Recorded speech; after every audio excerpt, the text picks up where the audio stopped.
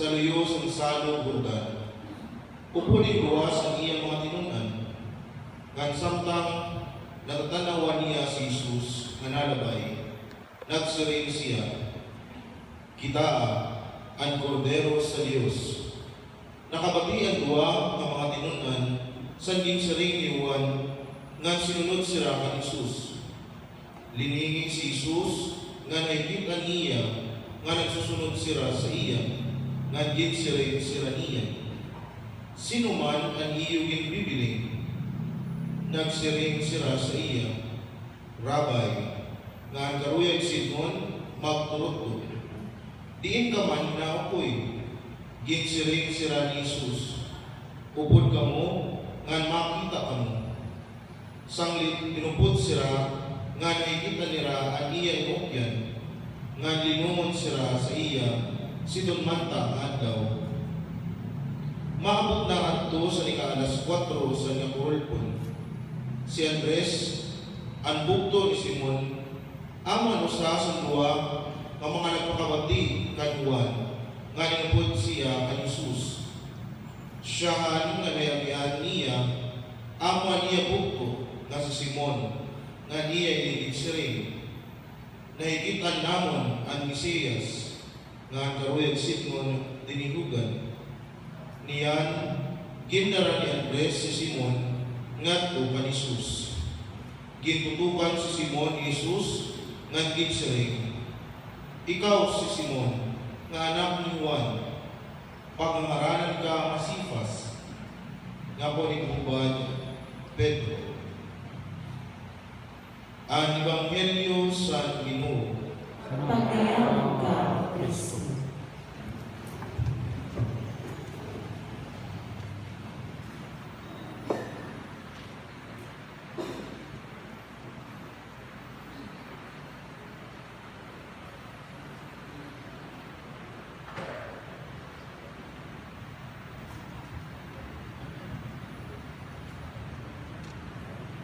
Naton hiligugma na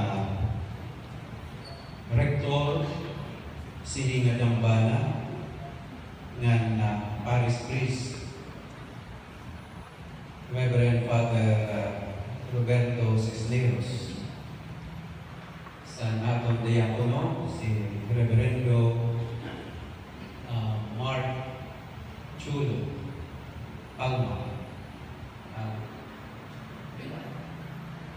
o ganaton mga seminarista nga ada sa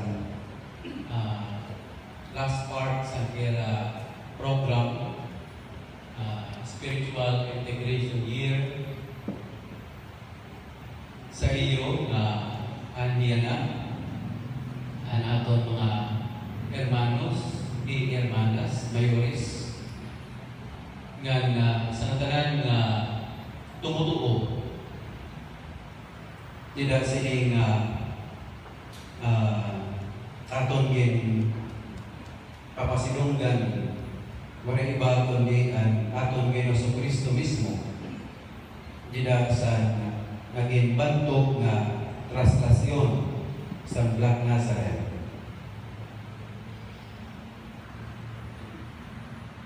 Ang tema nga iginhatag maurupay ang pagsugot kay sing paghalad.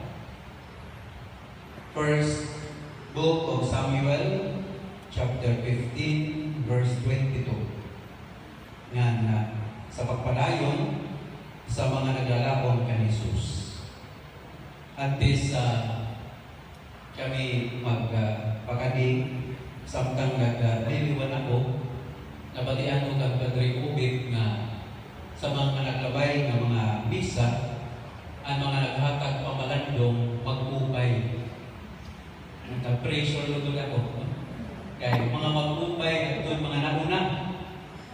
So ang sini sa aton, kung natatagan ko justice, ini nga ako niya na pagpamulo, sini nga Santos Camisa, ng paghatag pamalandong.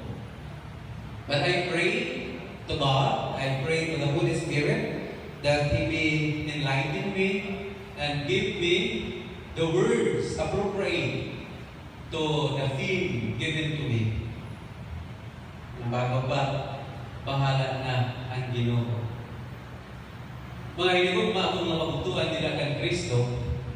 Una, napakihan ako kay ang ang gintinig nga si dila pala sa pagpadala ni Patrick Upet sa aton nga amoy ni ang general theme. Napakihan na ako kay ang ini.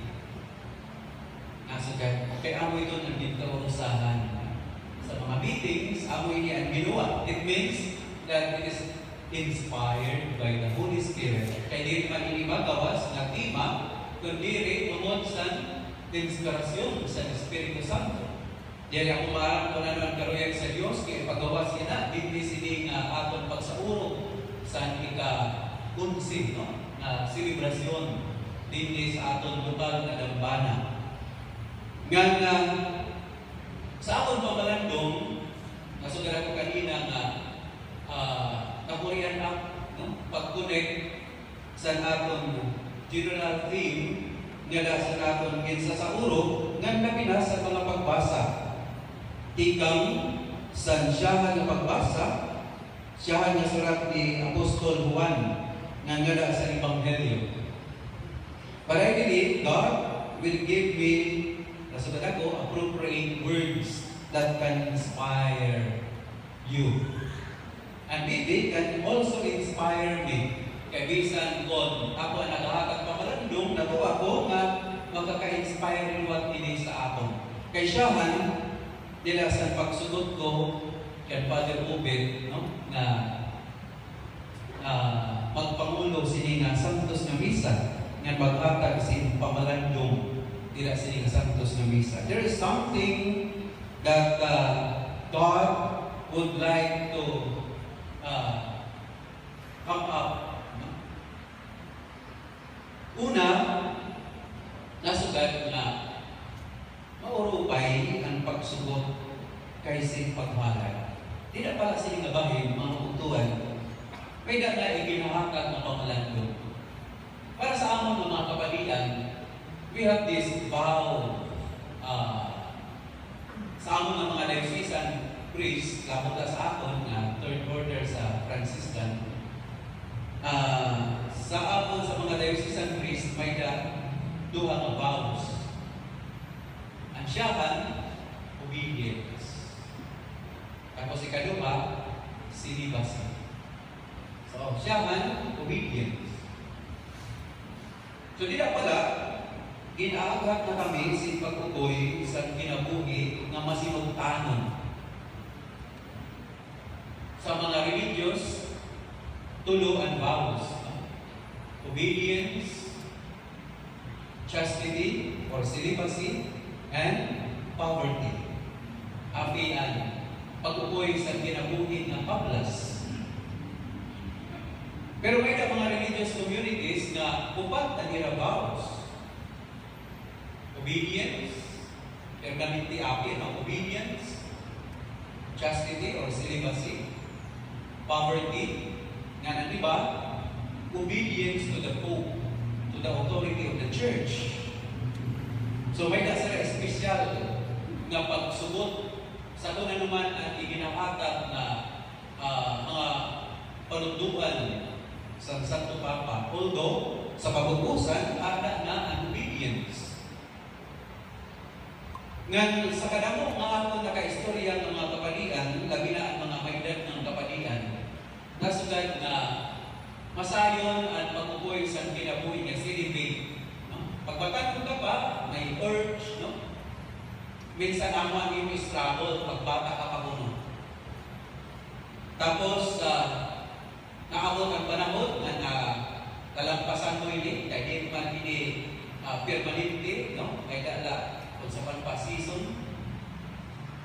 Tapos, ang ikaduha, pabuklat, ang pag-ukoy sin simple nga kinabuhi, poverty.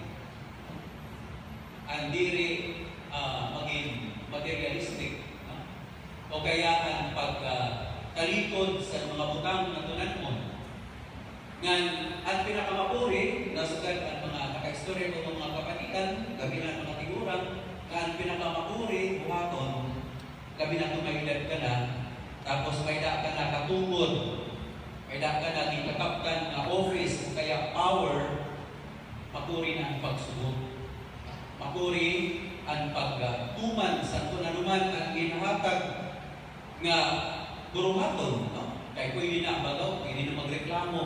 No? Kaya nakapagpahayag na sin pagreklamo. Yung pagsugat na hiri up. No? Pero pag bata ka pa, ang ining obedience, madali. No?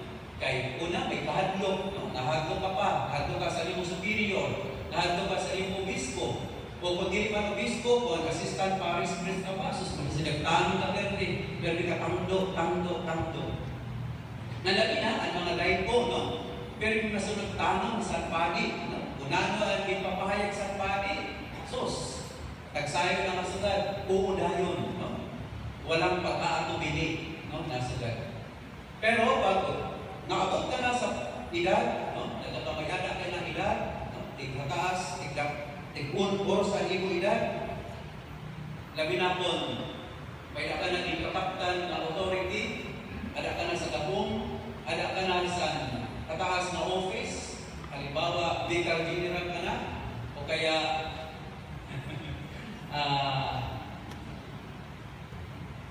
vicar foreign, o kaya siguro na natong parish priest, no? O kaya moderator, may ka mga anak na ubos sa imo, mas ubos sa imo. So minsan, ang imo na kaburuton, ang iming papatuman, nga minsan, di na kaburuton sa Diyos. Minsan, ginuna-una nimo nga imo kaburuton na sa Diyos. Kaya nasagad ang mga tigurang kapanian, maugod ini ang pinamamakuri tumanon, ang pagin masluktan. Mga butuan, ako ini ang sa among gabagin. Kung sa iyong gabagin, ano ba ang iyong pagtika sa pagsugot? Kaya nasagad ang tema, maurupay ang pagsugot kay simhalan. It's very biblical. Dila sa kalatan na kasulatan, ang atong Ginoong Kristo mismo, no, sa iya panahon, nasagad na kung magawalag ka sa atubangan sa altar, ngan bayda ka na una-una na tao na nakasakit sa imo o kaya nasaktan mo, ang imong paghalag, dili kaangayan, hindi kaaya-aya, hindi katanggap-tanggap. Kaya upang maging katanggap-tanggap ang iyong pag-aalay, kailangan iwan mo muna ang iyong alay at puntahan mo yung tao na nakasakit sa iyo o ang taong nasaktan mo. At kung magawa mo yun, if there is already a reconciliation, then go back and offer your gift to the Lord. Ngan ang imo halag magiging karapat-dapat, magiging kaaya-aya, magiging kalugod-lugod.